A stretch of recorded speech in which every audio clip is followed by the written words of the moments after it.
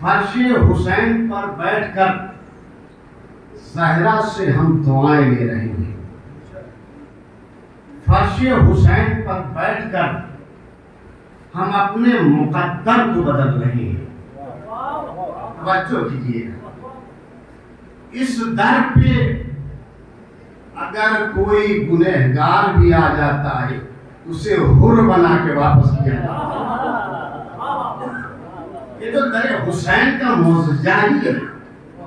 اس در پہ جو بھی آتا ہے، جو بھی گنہگار آئے گا اسے حر بنا کے واپس کیا جاتا ہے. اس لیے کہ دربار حسینی میں سید سجاد کا ماتم ہے. دربار حسینی میں سید سجاد کا ماتم ہے. اور یقین جانے کہ جس مجلس کو آپ نے برپا کی، خاتون جنت بھی آئی ہے، سرداران جنت بھی آئے ہوئے ہیں.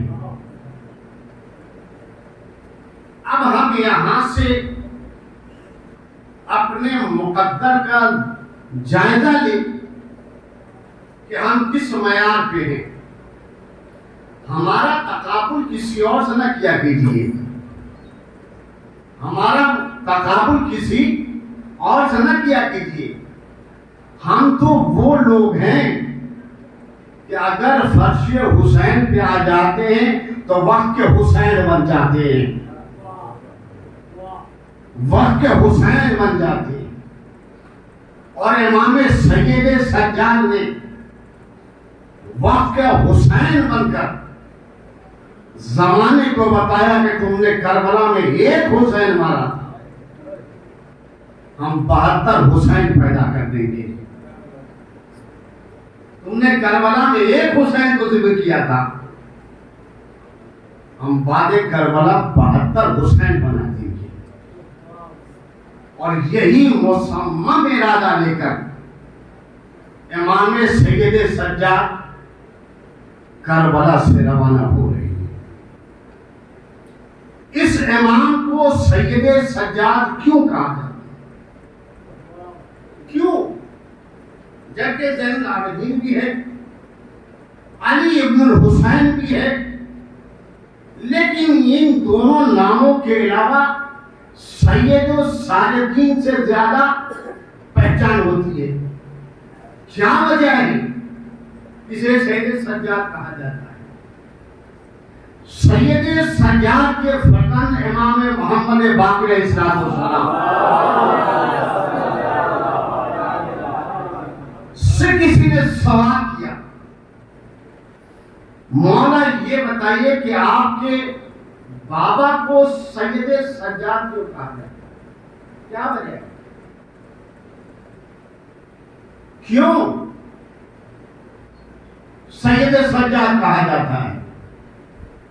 ہمارے اور آپ کے 5ویں امام فرماتے ہیں، دیکھو میرے بابا کا کردار پڑھو، تمہیں خود بخود اندازہ ہو جائے گا کہ میرے بابا کو سید سجاد کیوں کہا جاتا ہے. ان کی تاریخ کو پڑھو، تمہیں خود اندازہ ہو جائے گا کہ کیوں سید سجاد کہا جاتا ہے. میرے بابا کے اندر وہ کمال تھا کہ غریب و مساکین کی جب مدد کرتے تھے تو سجدہ شکر ادا کیا کرتے تھے. میرے بابا جب تناول فرماتے تھے سجدہ شکر ادا کیا کرتے تھے. جب اپنے قدم زمین سے اٹھا کے چلنے کے ارادہ کرتے تھے سجدہ شکر ادا کرتے تھے. جب کھڑے ہوتے تھے تو سجدہ شکر ادا کرتے تھے. جب بیٹھ جاتے تھے تو سجدہ شکر ادا کرتے تھے. یعنی امام نے ہمیں ایک پیغام دیا ہے کہ دیکھو میں سجدہ شکر کر کے آنے والوں نسلوں کو بتا رہا ہوں کہ نعمت ملے جب بھی سجدہ شکر کرو، نعمت چھن جائے جب بھی سجدہ شکر کیا کرو. صلوات پڑھے محمد ہر لمحہ امام سید سجاد سجدہ شکر کیا کرتے، اس لیے انہیں سید سجاد کہا. اور امام کی حالت یہ تھی، اتنے سجدے کیا کرتے تھے کہ پیشانیوں کے اوپر گٹھے ہونے تھے. مورخین نے تحریر کیا کہ بعض اوقات ان گھٹوں کو کاٹا جاتا تھا. اتنے سجدے امام کرتے تھے. کیوں؟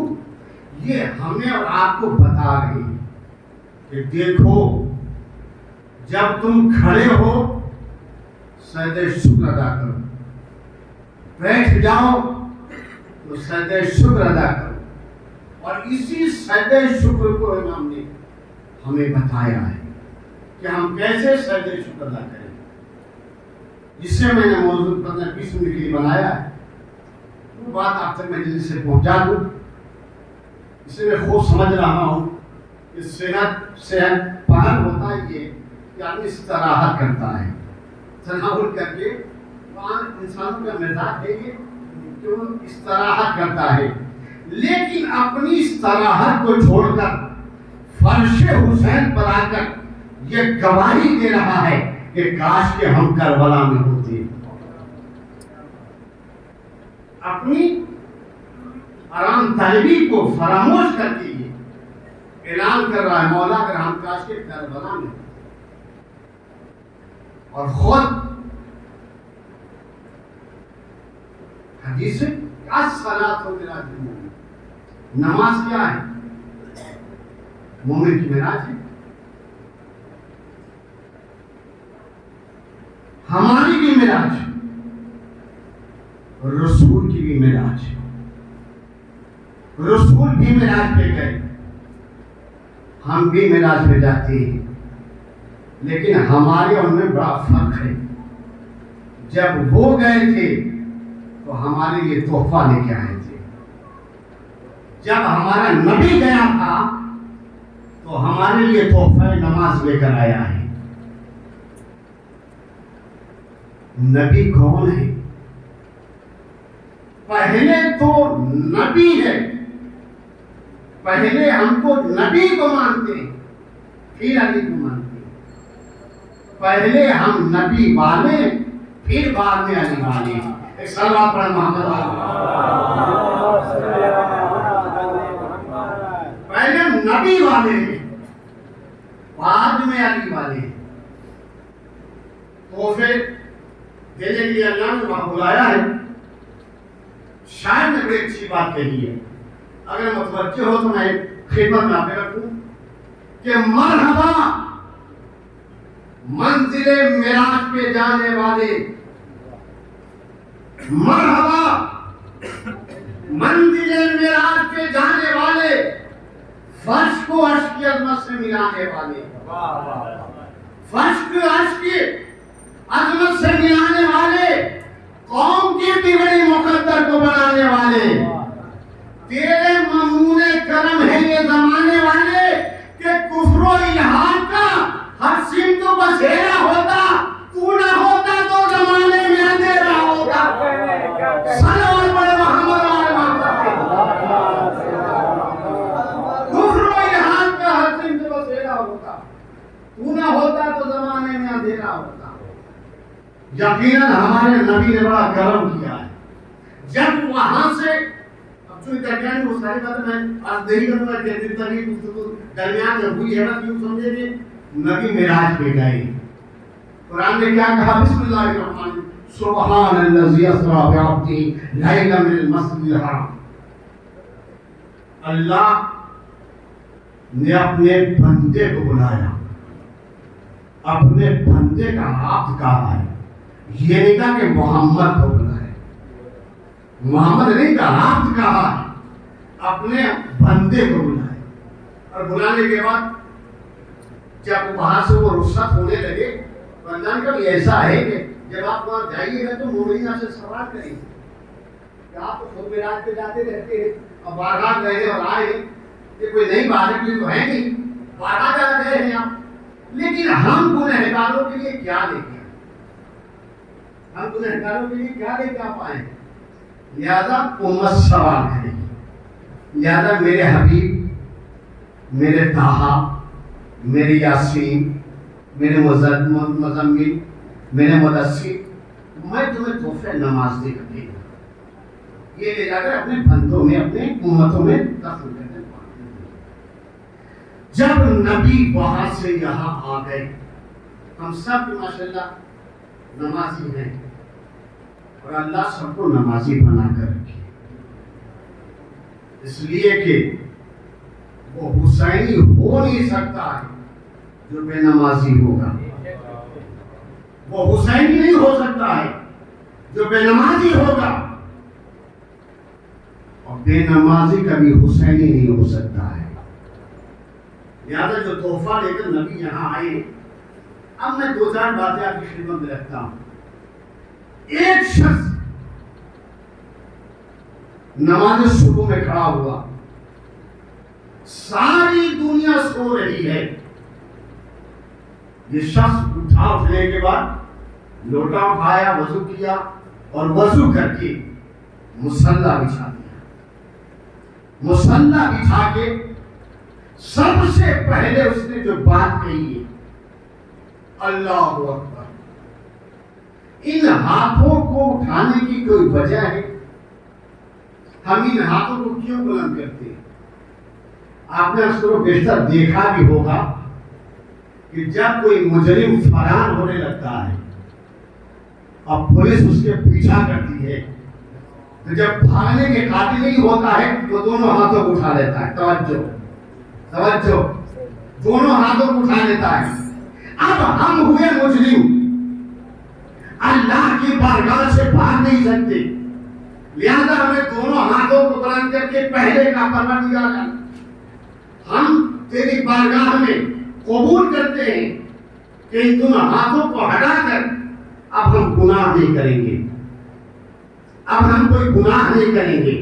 اللہ اکبر کہا اس نے، اللہ متوجہ ہوا، یہ میرے بندے کو کون سی مصیبت آن پڑی، یہ ساری دنیا سو رہی ہے اور یہ اٹھ گیا، یہ مجھ سے کچھ کہنا چاہتا، یہ مجھ سے کچھ کہنا چاہتا۔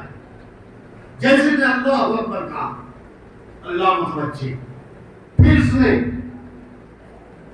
چھوٹی سی آیت پڑھی، بسم اللہ الرحمن الرحیم، شروع کرتا ہوں میں تیرے نام سے، تو رحمان ہے اور رحیم ہے۔ اچھا، ابھی تو نے مجھے اکبر کہا، تم میرے نام سے شروع کرتے ہو، تم نے مجھے رحمان کہا، تم نے مجھے رحیم کہا۔ ہاں پروردگار عالم، دیکھیے کسی سے کوئی کام لینا ہوتا ہے تو جب اس کی بارگاہ میں ہم جاتے ہیں تو پہلے اس کی تعریف کی جاتی ہے۔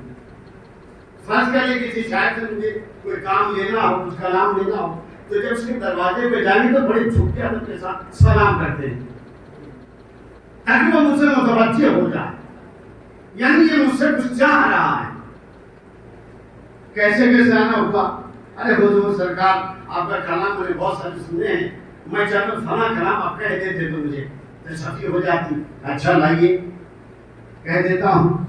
پہلے انسان کا مزاج سمجھے کہ بغیر تعریف کے کوئی کام نہیں کرتا، یہ تو خالق اکبر ہے، اگر ہمیں اس سے کوئی کام لینا ہے تو پہلے اس کی تعریف کریں، پہلے ہمیں اس کی تعریف کرنی ہے۔ بسم اللہ الرحمن الرحیم، تمام تعریفیں تیرے لیے، تو رحمان ہے، تو رحیم ہے۔ بے شک اب اس نے قصیدہ پڑھنا شروع کیا، بسم اللہ الحمدللہ رب العالمین، پروردگار عالم تو عالمین کا رب ہے۔ بالکل میں عالمین کا رب ہوں، یہاں عالمین کا رب اللہ ہے، اسی اللہ نے کسی کو رحمت للعالمین بنایا، توجہ نہیں کیا ہم نے، اسی اللہ نے کسی کو رحمت للعالمین بنایا، تو عالمین کا رب ہے، الرحمن الرحیم، مالک یوم الدین، پروردگار تو رحمان بھی ہے، رحیم ہے. ابھی انسان نے کہا تھا تو رحمان ہے اور تو رحیم ہے، پھر یہاں کہہ رہا ہے تو رحمان ہے تو رحیم ہے مالک یوم الدین. پروردگار عالم تو ہی یوم الدین کا مالک بھی ہے. بے شک نہیں یوم الدین کا مالک بھی. اللہ نے پوچھا کچھ کہنا چاہتے ہو، کوئی کام ہے؟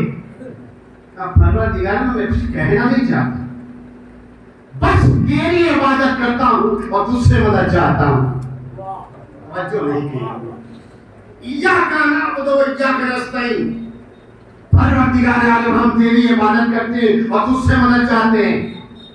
کس معلوم مدد چاہتے ہو؟ کون سی مدد چاہیے تمہیں؟ پروردگار بس مدد یہ کر کے اہدنا الصراط المستقیم، ہمیں صراط مستقیم میں قائم رکھنا. بس اتنی سی بات تھی تمہارے پاس. اب پروردگار صراط الذین انعمت علیہم، یہ پروردگار صراط مستقیم قائم رکھنا ان راستوں پہ جس پہ تم نے نعمت تمام کی ہے. آگے دیکھیں نعمت کہاں تمام ہوئی. اللہ نے نعمت کہاں تمام کی؟ اليوم اکملت لکم دینکم. توجہ. اور میں جانے کبھی میں تمہیں دکھاتا ہوں کہ ہم نے نعمت کہاں تمام کی ہے. صلوات پڑھیں محمد وعلی محمد. انعمت علیہم. پروردگار جس نے تمہیں نعمت تمام کی ہے ہمیں اس پہ قائم رکھنا. بس اتنی میری گزارش تیری بارگاہ میں. ابھی تو میں رکھوں گا تمہیں نہ رکھوں گا پھر رکھوں گا کسے؟ میں تمہیں نہ رکھوں گا پھر رکھوں گا کسے؟ کیا میں ان کو رکھوں گا؟ میں ان کو رکھوں گا؟ توجہ نہیں کر پا رہے، جملے کو کھول نہیں سکتا میں، میری مجبوری ہو رہی ہے. ایسا بات محمد علیہ صراط الذین انعمت علیہم. اس نعمت جب تمام کو اس پہ ہمیں قائم رکھنا. ایک دعا چھوٹی سی انسان نے کی یہاں پہ. صراط الذین انعمت علیہم غیر المغضوب علیہم ولا الضالین. پروردگار عالم ہم دعا کرتے ہیں کہ ہمیں ان راستوں پہ نہ لے جانا جس پہ تم نے عذاب نازل کیا ہے. ان راستوں پہ نہ لے جانا جس پہ تم نے عذاب نازل کیا. بالکل نہیں لے جاؤں گا تمہیں. جب یہاں تک ہم نے قصیدہ اس کا پڑھ دیا اور ایک ہی بات ہم نے کہی تھی ہم تیری عبادت کرتے ہیں اور تجھ سے مدد چاہتے ہیں. اپنی بات ہم نے کہی. اللہ سن رہا ہے. ہم تیری عبادت کرتے ہیں تجھ سے مدد چاہتے ہیں. تیری عبادت کرتے ہیں تجھ سے مدد کئی مرتبہ کہتے ہیں، کم سے کم دن میں 5 مرتبہ ضرور کہتے ہیں. ملا کہتے ہیں مدد مانگنا گناہ، اور شاید کو اگر ملا چھوڑ دے نماز نہیں ہو سکتی. ہم تیری عبادت کرتے تجھ سے مدد چاہتے. بات یہاں تک تمام ہوئی. پھر انسان نے اللہ کے شان میں قصیدہ پڑھا. بسم اللہ الرحمن الرحیم. والعصر ان الانسان لفی خسر. زمانے کی قسم کہ انسان گھاٹے میں. انسان کہا ہے؟ جو انسان ہے وہ گھاٹے میں. ہم اپنے آپ کو مسلمان کہہ رہے ہیں. پہلے ہمیں انسان بننا چاہیے، تب کہیں جا کے مسلمان بنیں گے. اور جب مسلمان ہو جائیں گے تو زہرا کی دعاؤں سے سلمان بن جائیں گے. صلوات پڑھیں محمد. پہلے والعصر ان الانسان لفی خسر. زمانے کی قسم کہ انسان گھاٹے میں. ایک پروردگار عالم تو کس زمانے کی قسم کھا کے کہہ رہا کہ انسان گھاٹے میں ہے؟ تو بھی قسم کھا رہا ہے زمانے کی. مجھے کوئی زمانہ اچھا دکھا دے جس کی تم نے قسم کھائی ہو. آدم کے زمانے میں بھائی نے بھائی کو مارا. اس سے برا زمانہ کیا ہوگا؟ اس سے برا زمانہ کیا ہوگا؟ شاید نے بڑی اچھی بات کہی کہ کس پہ کرے بھروسہ کہ زمانے والے کفر کا دل تو محبت کی زبان رکھتے ہیں. کس پہ کرے بھروسہ کے زمانے والے؟ کفر کا دل تو محبت کی زبان رکھتے ہیں. کتنے بھائی ہیں جو بھائی کو ڈبونے کے لیے جنگلوں میں نہیں گھر میں کنواں رکھتے ہیں. سلوات پڑھ محمد والے محمد. اتنے بھائی ہیں جو بھائی کو ڈبونے کے لیے جنگلوں میں نہیں گھر میں کنواں رکھتے ہیں. پروردگار تو کس زمانے کی قسم کھا رہا؟ آدم کے زمانے کی. بھائی نے بھائی کو نہیں کیا. نوح کے زمانے کی طوفان اتارنا پڑا. عیسیٰ کے زمانے کی سولی پہ چڑھایا گیا. کس زمانے کی تو قسم کھا رہا ہے؟ قرآن پڑھو پھر سے. تم نے قرآن پڑھا ہے صحیح سے پڑھا نہیں, تفکر نہیں کیا. اگر تفکر تو سوال نہیں کرتے اس سے. پروردگار تو کہنا کیا چاہ رہا؟ کس زمانے کی تو قسم کھا رہا ہے؟ کہا والعصر, میں کسی اور کے قسم نہیں کھاتا, میں اس کا قسم کھا رہا ہوں. اس کی قسم کھا کے کہہ رہا ہوں جو صاحب العصر ہے. میں اس کی قسم کھا کے کہہ رہا ہوں کہ انسان گھاٹے میں الا الذین آمنوا وعملوا الصالحات. پھر فائدے میں کون ہے؟ وہ جو ایمان لایا اور عمل صالح انجام دیا, وہ ہے فائدے میں. الا الذین آمنوا وعملوا الصالحات وتواصوا بالحق وتواصوا بالصبر. فائدے میں کون ہے؟ وہ مومن ہے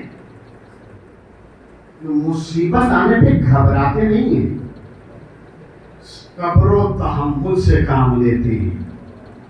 وہ پریشان نہیں ہوتے. جب گفتگو ہم نے یہاں تک تمام کر دی, تمام کرنے کے بعد اس کے عظیم ہونے کا خیال ذہن میں آیا.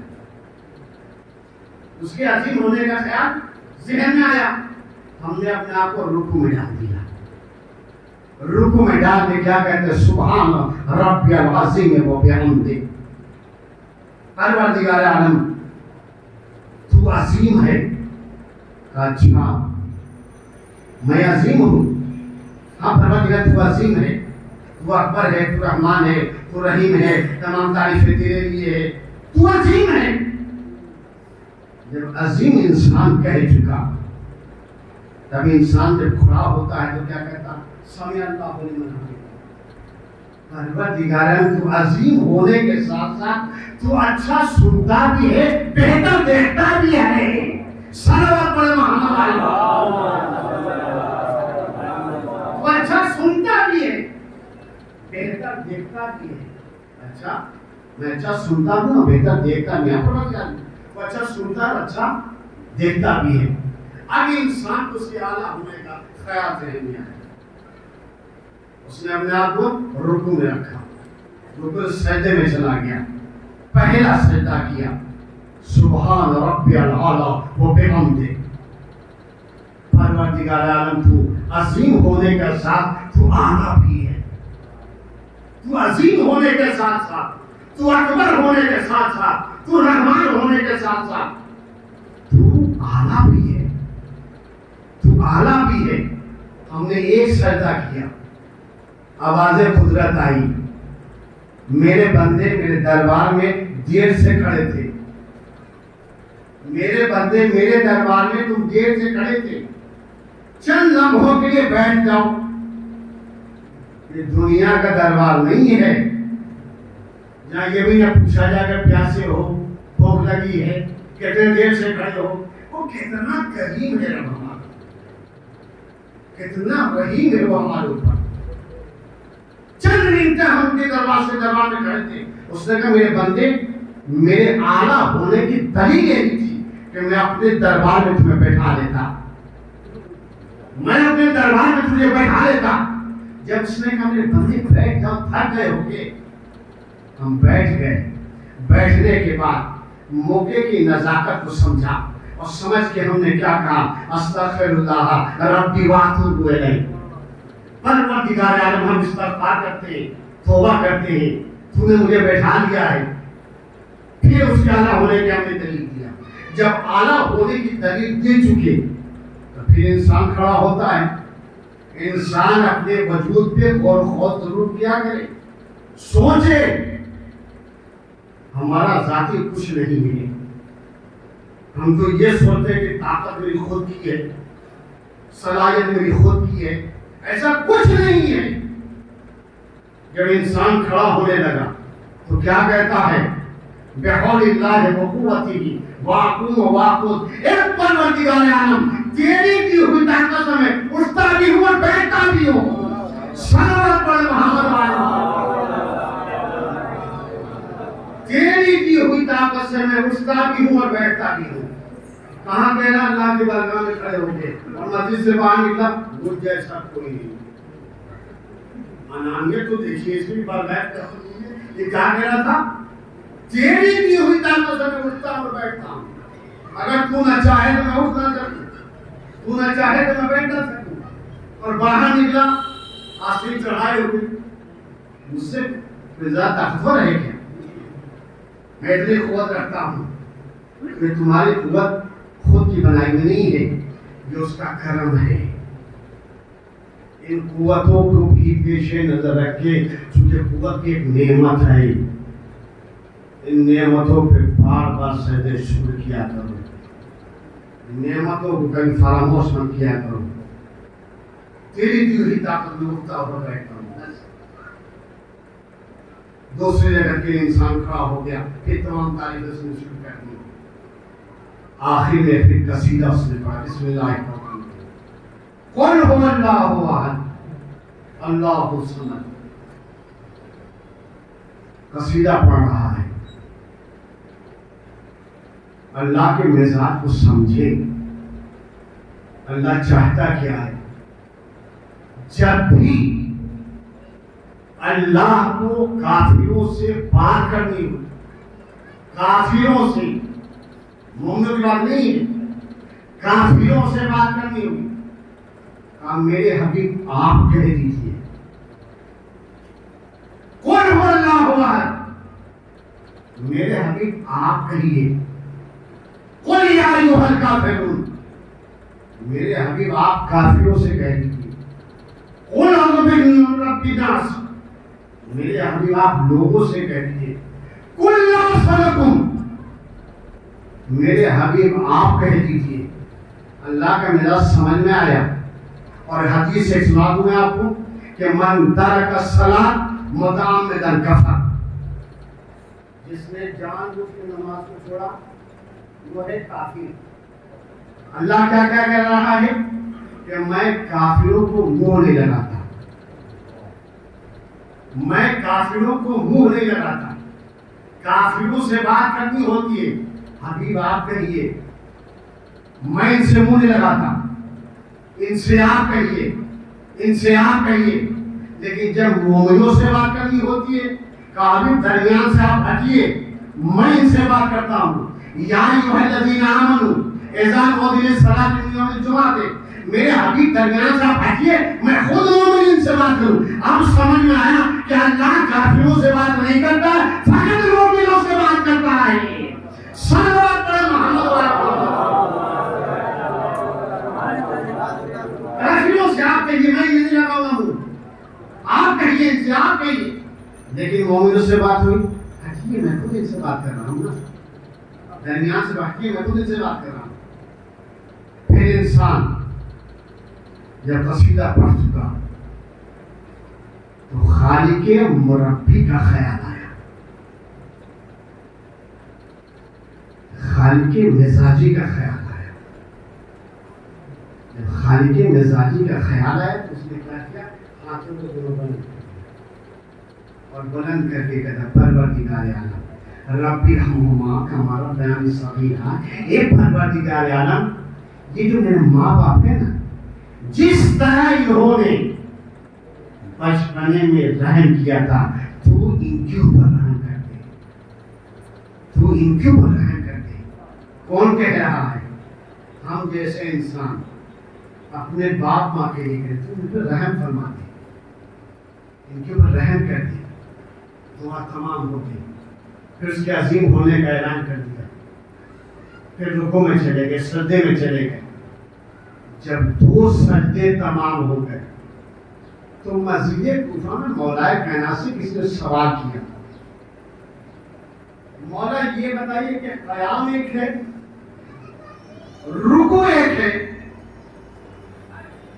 سجدے 2 کیوں ہیں؟ یہ 2 سجدے کیوں ہیں؟ مولا فرماتا ہے کہ انسان جب پہلا سجدہ کرتا ہے یہ سوچ لے پیر کرتا ہے کہ پروردگارم تو نے مجھے اسی مٹی سے خلق کیا ہے، تو نے مجھے اسی مٹی سے خلق کیا ہے، اور دوسرا سجدہ کر کے بتاتا ہے ہمیں اسی مٹی میں دفن بھی ہو جانا ہے. صلوات پڑھیں محمد. اسی مٹی سے پیدا کیا ہے، اسی مٹی میں دفن ہو جانا ہے. اسی لیے 2 سجدے ہی. جب 2 سجدے میں تمام کر دیا اللہ نے کہا اب آرام سے بیٹھو، اب تک تم بول رہے تھے میں سن رہا تھا. اچھا اتنی ساری باتیں بتا کہ انسان اللہ کے ٹھکانے پہ ایک بول رہا تھا، وہ فقط سن رہا تھا. جب بارگاہ خداوندی میں اطمینان سے بیٹھ گئے اس نے کہا اب تم نہیں بولو گے، اب میں بولوں گا تم سنو گے. کہا پروردگار تو کیا بولے گا؟ اس ناچیز کو اگر تو منہ لگا لیتا ہے تو بہت بڑی بات ہے. اس گنہگار کو سے تو بات کرے گا. کہاں اب تک تم بول رہے تھے میں سن رہا تھا، اب میں بولوں گا تم سنو گے. کہا پروردگار پوچھ لے جو پوچھنا. اچھا یہ ساری باتیں تمہیں کس نے بتا دی؟ یہ ساری باتیں تمہیں کس نے بتا دی کہ میں اکبر ہوں، میں رحمان ہوں، میں رحیم ہوں، میں عظیم ہوں، میں اعلیٰ ہوں؟ کہا پروردگار ہم پوچھ رہا ہے تو سن لے. اشہد ان محمدً عبدہ و رسولہ. یہ ساری باتیں ہمیں اس نے بتائی ہے جس کا نام محمد ہے اور پھر عبد بھی ہے، رسول بھی ہے. صلوات پڑھیں محمد.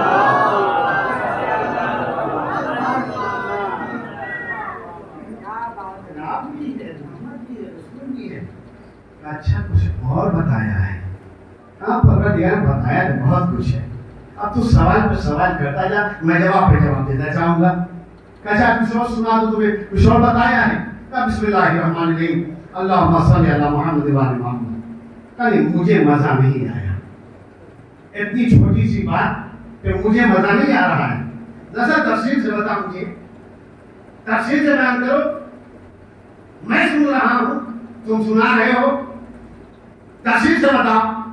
پروردگار میں تفصیل سے بتاؤں گا تو تو بھی پڑھے گا، ملائکہ بھی پڑھیں گے. توجہ نہیں کر پا رہے ہیں. میں جب تفصیل سے بتاؤں گا تو تو بھی بولے گا، ملائکہ بھی بولیں گے. تفصیل سے بتاؤ. ہم نے کہا بسم اللہ الرحمن الرحیم ان اللہ ملائکتہ یصلون علی النبی یا ایھا الذین آمنوا صلوا علیہ وسلموا تسلیما.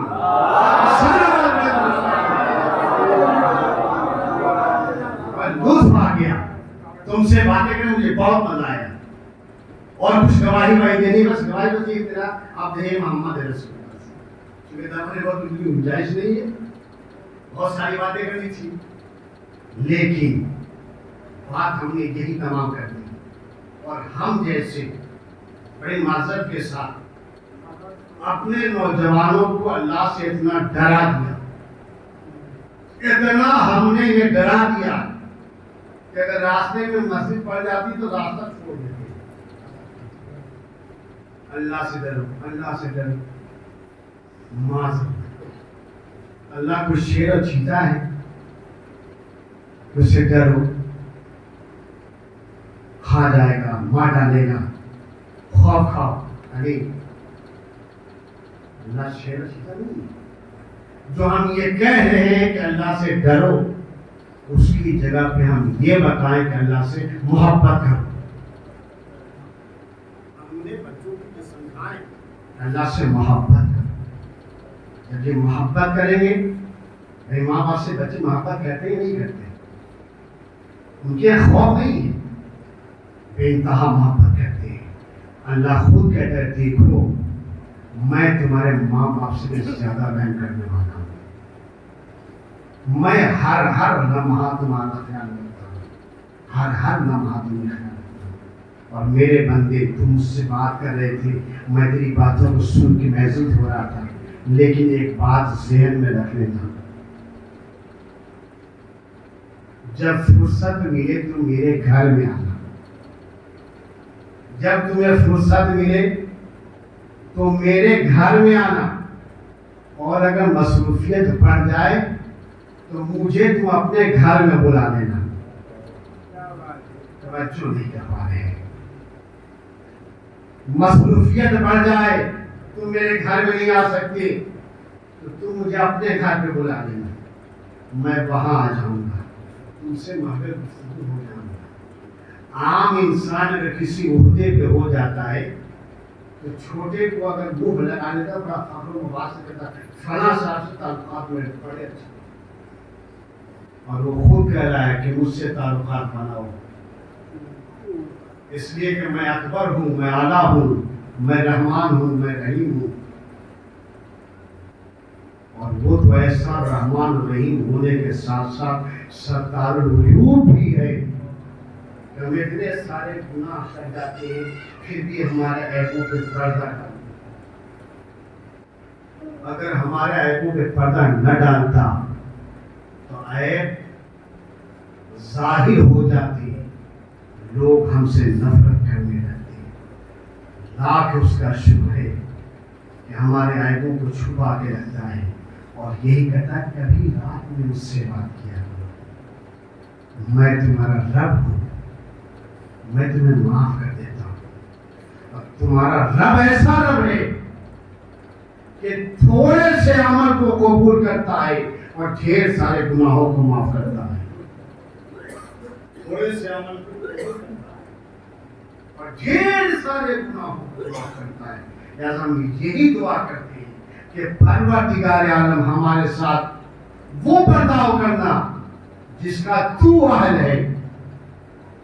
ایک پروردگار عالم ہمارے ساتھ وہ برتاؤ کرنا جس کا تو اہل ہے، ہمارے ساتھ وہ برتاؤ نہ کرنا جس کے ہم حقدار ہیں۔ ہمیشہ دعا یہ کیا کریں کہ تو جس کا اہل ہے، تو رحمان ہے، تو رحیم ہے، تو غفار ہے، تو غفور ہے، تو کریم ہے، سب کچھ ہمارے ساتھ وہ برتاؤ نہ کرنا جس کے ہم حقدار ہیں۔ اگر ہمارے ساتھ وہ برتاؤ کرے گا تو ہم زمین پہ چلنے کے قابل نہیں رہ سکتے۔ اور امام سید سجاد نے ہر لمحہ یہ سجدہ کر کے بتایا، اسے قابل سجدہ سمجھو۔ آپ ماتم کرنے کے لیے آئے نا، اللہ اکبر۔ جہاں تک میرا خیال ہے اس مجلس میں اس کی دنیاوی دادی فاطمہ زہرا ضرور آئی ہوگی، اس کا بابا حسین ضرور آیا ہوگا۔ آپ جانتے ہیں کہ ہمارا امام سید سجاد کہاں بیٹھتا ہے؟ جوتیوں کے قریب آ کے بیٹھا ہوگا، اور فقط تنہا نہیں آتا ہے۔ تاریخ نے لکھا ہے کہ جب یہ لوگ آتے ہیں تو ساتھ میں زینب آتی ہے، ساتھ میں زینب آتی ہے، صرف زینب نہیں آتی ہے، ساتھ میں سید سجاد کی چھوٹی بہن سکینہ بھی آ جاتی ہے۔ مرخی نے لکھا یہ کہ جب ہم مجلس برپا کر کے نوحہ گریا کر کے گھر چلے جاتے ہیں تو ننھی سکینہ کھڑی ہوتی ہے، ایک ہاتھ رخسار پہ ہوتا ہے، جملہ سن لیجیے، ایک ہاتھ رخسار پہ ہوتا ہے، اور رو کے دادی زہرا سے فرماتی ہے، دادی زہرا یہ بتائیے کہ لوگ رو کیوں رہے تھے؟ دادی زہرا یہ بتائیے کہ لوگ رو کیوں رہے تھے؟ فاطمہ رو کے کہتی سکینہ یہ تیرے بابا کی مظلومیت پہ رو رہے تھے، تیرے بابا کی مظلومیت پہ رو رہے تھے۔ بس جناب سکینہ دستے دعا اٹھاتی اور یہ جملہ کہتی کاش یہ کربلا میں ہوتے، کاش یہ کربلا میں ہوتے میرا بابا قتل نہ کیا جاتا، کاش کہ یہ کربلا میں ہوتے میرے رخسارے پہ تماچے نہ لگتے، کاش کہ یہ کربلا میں ہوتے مجھے پانی بند نہ کیا جاتا۔ اللہ اکبر۔ سید سجاد کا تابوت اٹھائیے گا، بڑا سنبھل اٹھائیے گا، اس لیے کہ بڑا زخمی ہے سید سجاد، بڑا زخمی ہے سید سجاد، اس لیے کہ تاریخ نے لکھا یہ ہے کہ 10ویں محرم کو حسین کی شہادت ہو گئی۔ 11ویں محرم کو جو منظر سید سجاد نے دیکھا، اللہ نہ کرے وہ بیٹا کوئی باپ کے سامنے دیکھا ہو کہ سید سجاد نے منظر دیکھا ہے۔ کیا منظر دیکھا کہ لاشا حسین کا پڑا ہوا ہے، چاروں طرف لاشیں بکھرے ہوئے ہیں۔ جب بیویوں کو سوار کرنے کے لیے لایا گیا تو جناب زینب حسین کے لاشے کے قریب کھڑی ہو کے زار و قطار ہو رہی ہے۔ سید سجاد نے پھوپھی زینب کو دیکھا اور دیکھ کے کہتے ہیں پھوپھی اماں آپ کے چہرے کی رنگت کیوں بدل رہی ہے، کیوں رنگت بدل رہی ہے؟ میں جناب زینب رو کے کہتی ہے سجاد میں معلوم ہے میں مدینے میں تھی، نماز صبح پڑھنے کے بعد قرآن کی تلاوت کرنے کے بعد من صحن خانہ میں لیٹ گئی تھی، میری آنکھیں بند ہو گئی تھی، میں بے خبر ہو گئی تھی، میں نے محسوس کیا کہ میرے سامنے آ کے کوئی کھڑا ہو گیا ہے۔ جب میں نے آنکھیں کھول کیا دیکھا کہ حسین کھڑا ہے، میں نے ہاتھوں کو جوڑا، بھیا حسین کیوں کھڑے ہو؟ اتنا سننا تھا۔ حسین رو کے کہتے ہیں، حسین رو کے کہتے ہیں زینب تو سو رہی تھی، سورج کی کرن تم پر آ رہی تھی، حسین کو گوارا نہ تھا کہ سورج کی کرن تمہارے پر پڑے۔ آج زینب یہی سوچے کاش کہ زینب کے پاس رضا ہوتی تو میں سارے کر دیتی، میرے بھیا کا لاشا میدان کربلا میں پڑا ہوا، میرے بھیا کا لاشا میدان کربلا میں پڑا ہوا۔ اللہ اکبر۔ شہید سجاد کو قیدی بنایا گیا، تمام بیویوں کو اونٹوں پر سوار کیا گیا، لیکن تاریخ میں لکھا ہے شہید سجاد اتنا نادوا تھے، اتنے کمزور ہو گئے تھے کہ اونٹوں پہ بیٹھانے کے قابل نہیں تھے، اونٹوں پہ بیٹھانے کے قابل تھے۔ تاریخ نے لکھا ہے کہ ہاتھوں میں ہتھکڑیاں تھی، پیروں میں بیڑیاں تھی، گلے میں خاندان بہت پڑے ہوئے تھے۔ شہید سجاد کو ارے جانوروں کے ساتھ اس طرح باندھتے کہ جب جانور چلتے تھے شہید سجاد کا پیر ان کے ساتھ چلتا ہوا ارے زخمی ہو رہا تھا۔ ایک مرتبہ سید سجاد حسین کو دیکھ رہے، اے بابا میں کروں تو کیا کروں؟ اللہ اکبر۔ سید سجاد دربار یزید میں آ گئے، سید سجاد دربار یزید میں آ گئے۔ جب آنے کے بعد پوچھا گیا ہے پہچانو یہ کون ہے، پہچانو یہ کون ہے؟ اللہ نہ کرے تو امام نے منظر دیکھا کوفہ بازار میں، سر کو جھکائے ہوئے ہیں، ادھر پہچانو یہ کون ہے؟ یہ حسین کا بیٹا ہے، حسین معاملہ باغی تھا، یہ زینب ہے اس کی بہن ہے، اتنا سننا تھا۔ ایک بار سید سجاد نے سر اٹھایا، اٹھانے کے بعد حسین کی طرف دیکھا، زینب کی طرف دیکھا، کہنا چاہتے ہیں جناب زینب نے حسین کو دیکھا اور دیکھ کے چاہتی ہے کہ بددعا کے لیے ہاتھ اٹھائے، کھڑے ہوئے قدم سے بھائی زینب اپنے ہاتھوں کو نیچے گرا لو، اس لیے بددعا نہ کرنا ورنہ کی امت بسائی نہ جائے گی۔ زینب نے دعا چھوڑ تو دیا ہے، لیکن سید سجاد کو خطبہ دینے کا جیسے سید سجاد نے خطبہ دینا شروع کیا، مؤذن کو حکم ہوا اذان کہے، مؤذن کہہ رہا ہے اللہ اکبر، سید سجاد خاموش تھے، اشہد ان لا الہ الا اللہ، سید سجاد خاموش تھے، اشہد ان محمد رسول اللہ۔ جیسے ہی کہا سید سجاد نے یزید کو مخاطب کرنے کا، سے یزید سن یہ تیرے نانا کا نام ہے یا میرے نانا کا نام ہے؟ ارے دربار میں میرے نام و نانا کا اعلان ہو رہا ہے۔ اللہ اکبر۔ سید سجاد کو رہائی ملنے کے بعد جب مدینے میں آئے ہیں، ہم اپنے پانچویں امام کو ارے فرصہ دے، یہ مولا آپ بھی کربلا میں موجود تھے، آپ کا بابا بھی موجود تھا، لیکن کن حالات سے گزرے تھے۔ تاریخ نے لکھا یہ ہے کہ بابا بیٹے دونوں کو ایک ہی زمین میں ارے جگہ دیا گیا تھا۔ جب سید سجاد ارے بلند ہونا چاہتے تھے، امام معمر باقی ہو گئے، بابا جھک جاؤ، تمہارا قد بڑا ہے میرا قد چھوٹا ہے۔ اس امام کی خدمت میں پوچھا دے، اے مولا سید سجاد کہنے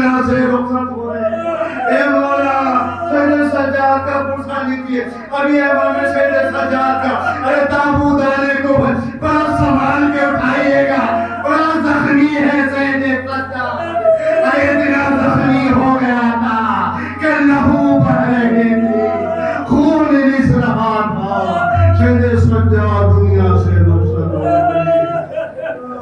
سیال الذین